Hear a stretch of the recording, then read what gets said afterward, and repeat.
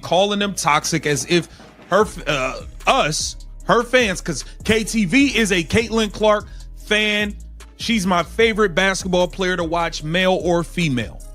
Point blank, period. Now she's calling us toxic for saying the obvious about the sabotage that was going in this league and how this woman has been targeted since before she even stepped foot in it, all while Stephanie White wants to ignore the facts of what the other players in this league have done, from disrespecting fans, starting fake racial. All right, brace yourself for this, because the words that burst out of Stephanie White's mouth have sent shockwaves ripping through the WNBA, plunging it into a full-blown storm of chaos. She didn't just make a casual remark. She outright labeled fans as toxic, a direct and unmistakable jab that countless people immediately took as an attack on Caitlin Clark's fiercely loyal and rapidly expanding fan base. And let me tell you, that set off nothing less than an explosion of outrage across social media and the entire basketball world. This wasn't an accidental slip or a careless blunder. No. This came across as a calculated, intentional statement, and now fans are demanding answers. More importantly, they're fiercely calling for her immediate removal as head coach of the Indiana Fever. The entire league is stunned, struggling to comprehend how a coach could so boldly alienate the very audience, the passionate supporters, who are undeniably fueling its unprecedented, record-breaking rise. This extraordinary and genuinely shocking attack on the very fan base that has single-handedly pushed the WNBA into mainstream awareness has sent seismic tremors through every corner of women's professional basketball, igniting a firestorm of controversy that absolutely cannot be ignored. Ignore the facts of what the other players in this league have done, from disrespecting fans, starting fake racial investigations, going on platform. Like, I'm gonna give you the facts that Stephanie White wanted to leave out. This is nasty work. Welcome to Keep the Vision. Make sure you like, comment, subscribe, share the channel, hit that bell notification, and hype the video. Let's get right into things on a Sunday. Let's get into it. So we had this article here. Obviously, Stephanie White was recently on Sue Bird's podcast, where she and Now, it's important to recognize that this isn't some random, isolated moment that appeared out of thin air. No, this is clearly the result of a long-standing, deeply rooted pattern. For months leading up to this, Stephanie White had repeatedly and very publicly downplayed Caitlin Clark's massive importance to both the team and the league, frequently and quite bluntly insisting that Kelsey Mitchell was, in her view, the organization's top priority. As you can imagine, that narrative clashed sharply, almost painfully, with the obvious truth that Clark's arrival single-handedly elevated not only the Fever's visibility, but also the league's overall viewership, sending numbers skyrocketing to heights never seen before. Many insiders close to the situation quietly suggest that White was eventually pushed, and let's be honest, pressured, into acknowledging Clark's central, game-changing role. It came across not as sincere appreciation, but as a reluctant admission, a last-minute attempt to control the damage. The tension has been brewing under the surface for far too long, waiting for just the right spark. And now, with this reckless verbal attack on the fan base, everything has officially erupted into a full-blown crisis. Paige Bueckers did too, but they don't need to be a part of the Caitlin Clark conversation. Caitlin Clark is the reason for the boom in the WNBA, point blank, period. It's not because of no Angel Reese. It's not because of no Paige Bueckers. They were some of the lowest. They had some of the lowest attendance for their games throughout the entire season. So I don't know why they keep trying to lump them in with Caitlin Clark, but whatever. It's hard to imagine the WNBA players would get vastly increased salaries they're going to receive as part of a ratified CBA, or at least their salaries wouldn't have increased to the same degree. Now, we know they wouldn't be asking for all this money if it wasn't for. So, where did these controversial remarks actually come from? The transcript shows that White's comments originated from her appearance on Sue Bird's I View podcast, a fairly high-profile platform. While she was supposedly discussing the WNBA's sudden and massive surge in popularity, the very growth we've been talking about, she stated, and I quote, "I like to change the toxicity around our league." On the surface, Taken alone, that phrase sounds perfectly noble, even admirable. After all, who wouldn't want to reduce toxicity? But here's the key difference. The context around her statements, paired with the immediate reaction from fans, quickly created a very different and far more troubling narrative. Fans who were paying close attention quickly picked up on what they saw as a thinly disguised critique. They realized almost instantly that her idea of toxicity conveniently ignored the very obvious, well-documented behavior issues displayed by certain players and even broader organizational failures. Rather than addressing those internal problems, she appeared to shift the blame entirely onto the passionate supporters who, quite frankly, simply dared to speak out and express their opinions. Now, you are ignoring the things that the players have done. These players have gone on. Arike Agumbawale was on ESPN during Caitlin Clark's rookie year, calling out fans saying, "We don't want you." We had people like Ryan Howard go at a post-game podium and disrespect A'ja Wilson fans because they showed up and cheered for A'ja Wilson at an Atlanta Dream game that was a home game for the Atlanta Dream. And she gets mad that people are cheering for A'ja Wilson at an Atlanta Dream game. So now hard-working fans. And the hypocrisy in all of this, according to a massive number of observers and fans, is truly astonishing. While Stephanie White was out there criticizing toxic fans with full conviction, she conveniently and quite noticeably overlooked a long list of player behaviors that have undeniably fueled negativity and controversy within the league for a very long time. We're not talking about small disagreements. We're talking about very public moments where players blatantly disrespected fans, where outrageous accusations involving fake racial investigations were launched, and where heated feuds and rivalries unfolded across social media for the entire world to witness.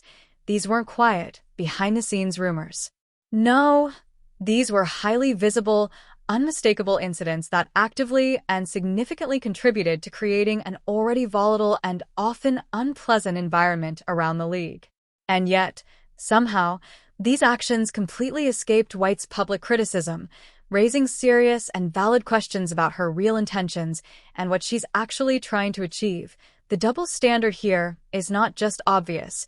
It's impossible for anyone viewing the situation objectively to ignore. To go to a basketball game can't cheer for who they want to cheer for.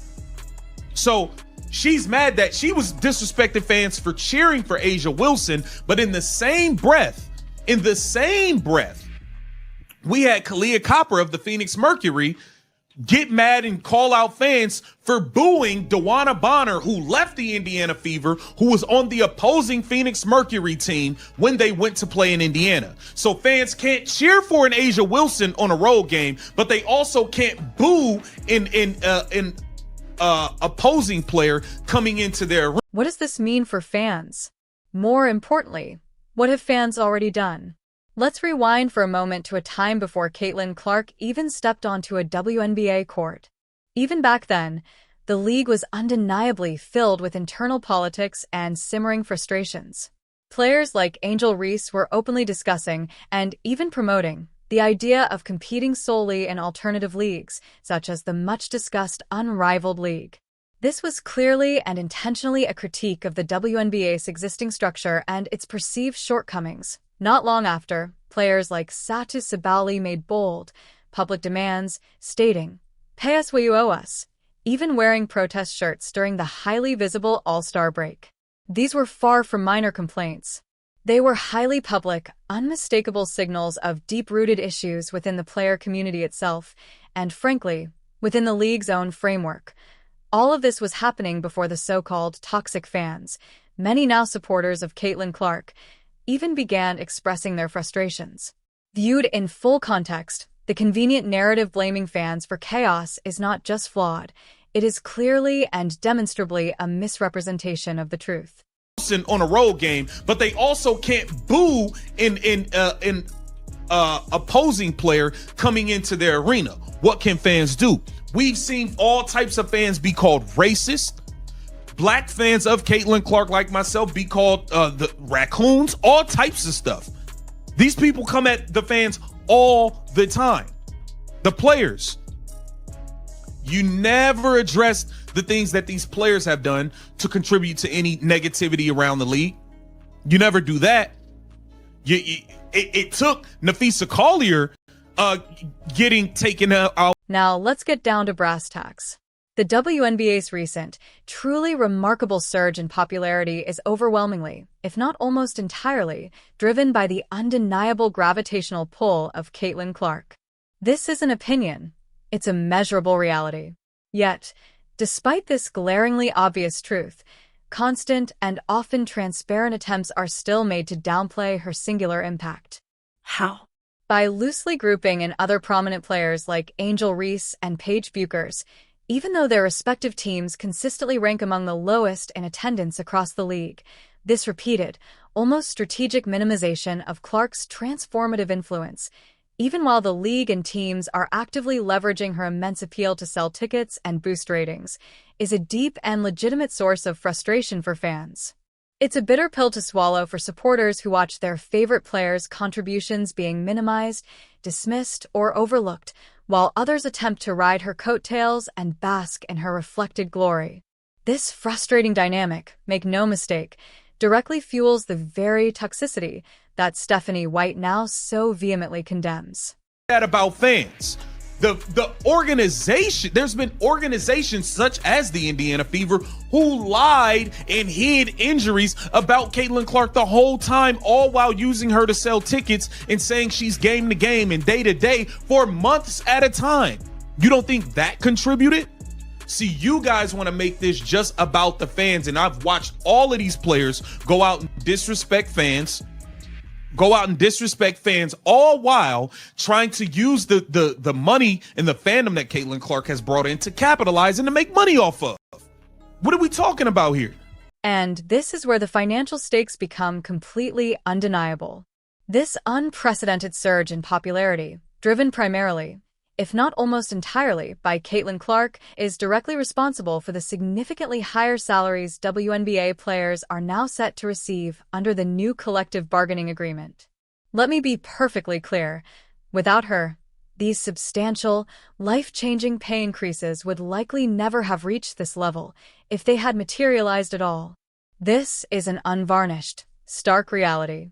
Yet, it's a truth that many players and coaches within the league seem remarkably reluctant, almost unwilling, to admit. This creates a massive and deeply concerning disconnect between the league's financial beneficiaries, the players and coaches themselves, and the very engine driving that growth, the newly engaged fan base brought in by Clark.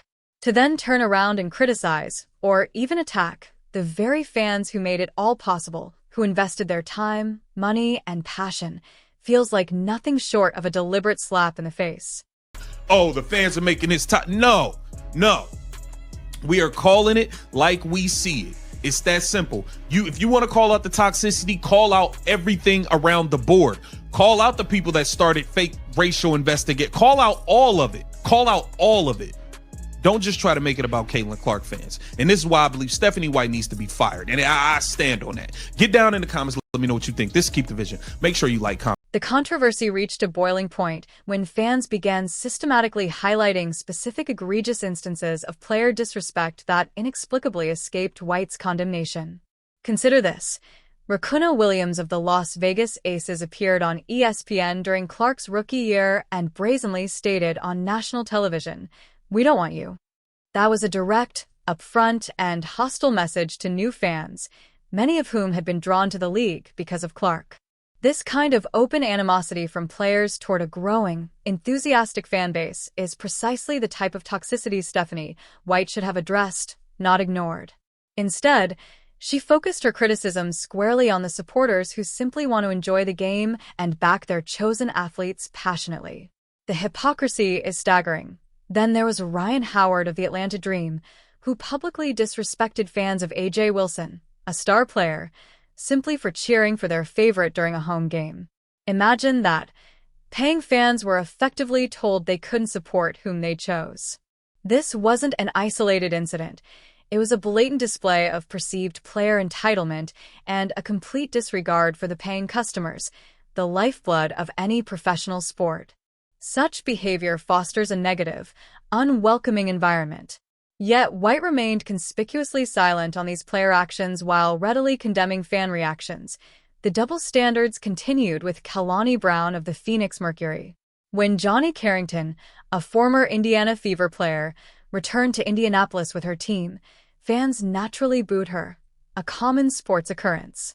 Brown publicly criticized the fans for this. So, let's be clear, fans can't cheer for an opposing star like A.J. Wilson on the road, and they can't boo a former player who left their team. What are fans supposed to do without being labeled toxic or disrespectful?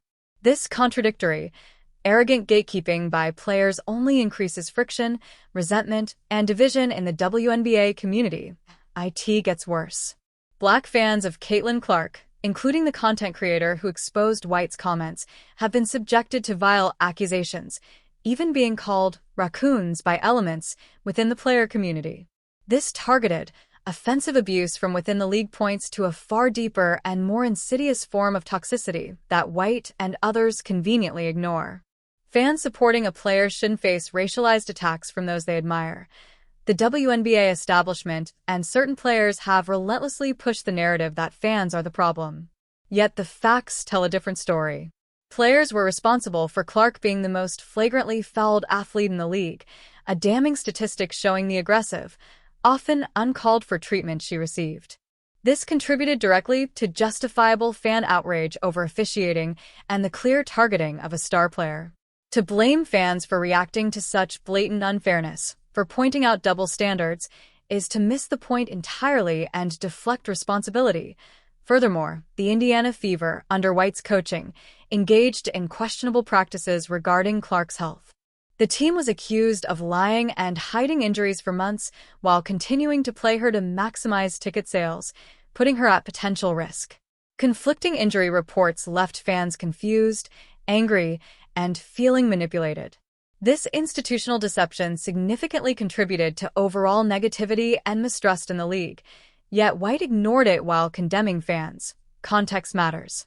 The WNBA is in critical negotiations for its next collective bargaining agreement, with player salaries as a central issue. The unprecedented surge in popularity, largely thanks to Caitlin Clark, is the only reason players can now demand significantly higher salaries. Publicly criticizing the very fans who created this leverage while benefiting from their attention and financial commitment shows a lack of awareness, gratitude, and strategic thinking. It risks alienating the very golden goose driving the league's growth. The argument against White's stance is simple. If you want to tackle toxicity in the league, you must address it at its source. That means calling out players who initiate fake racial investigations, disrespect fans at home games, boo former teammates, or disparage new audiences. It means holding organizations accountable for misleading injury reports, jeopardizing player health, and using athletes as ticket-selling commodities rather than valued assets. Selective outrage that targets only fans is not a solution. It's part of the problem. The WNBA is at a critical juncture, unprecedented growth alongside internal strife and division. The discourse surrounding players, teams, and rivalries, especially between Caitlin Clark and Angel Reese, has fueled online tribalism and nastiness. Yet White's approach, isolating and blaming fans, fails to address root causes and worsens existing divisions, turning a moment of opportunity into one of resentment. Instead of fostering an inclusive environment, White's remarks drew a clear line, signaling to a passionate portion of the fan base that their enthusiasm and loyalty are unwelcome. This is not how to build a thriving league. It drives away the energy, investment, and passion that sustain it. The WNBA needs unity and leadership willing to acknowledge issues from all sides, not just the politically convenient. White's actions have put a massive target on the league's most loyal and rapidly growing supporters. The call for her termination isn't just about anger. It's about accountability. Publicly undermining the league's biggest star and alienating her fan base harms the organization and its future. Divisive behavior like this cannot support a healthy team environment or a sustainable business model. Fans rightly demand that leaders reflect fairness, transparency, and respect, including toward the paying audience. The toxic fan label, weaponized against those pointing out systemic flaws, is a cynical way to silence criticism and deflect truth. Fans are not causing problems, They're holding up a mirror to observe unfair treatment, double standards, and organizational missteps. Dismissing valid concerns as toxicity ignores reality and perpetuates the issues harming the league's long-term health and growth. The real toxicity may lie in refusing to acknowledge internal failings and blaming others. Ultimately, White's divisive comments have exposed deeper fissures within the WNBA, forcing a critical choice: embrace a diverse, vocal fan base and listen to their concerns, or continue alienating them with selective blame and unacknowledged internal issues. The future of women's professional basketball hinges on this moment, and the call for White's removal marks a turning point where fans demand accountability and respect, no longer content to remain passive spectators.